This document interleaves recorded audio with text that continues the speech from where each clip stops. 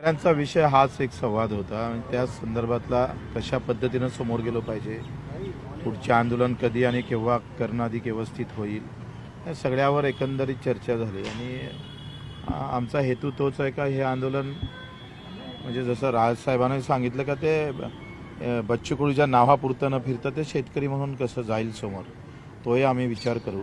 कारण आखरी मी मोठं होणं हा काही फार महत्त्वाचा विषय नाही आहे.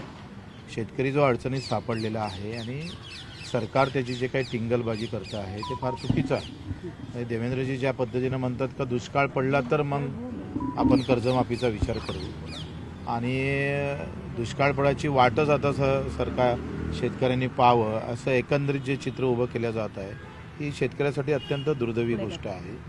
कारण आज माझ्याकडे येणारे मॅसेज जर पाहिले तर भाव भेटल्याने हे दुष्काळापेक्षा जास्त नुकसान आहे आणि मागील 2 वर्षापासून भाव भेटत नाही आणि म्हणून शेतकरी मरत आहे.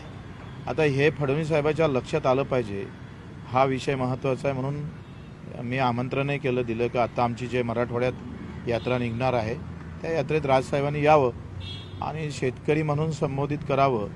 आखरी आमचं तर शेतकऱ्या fight against criminal daily newspaper.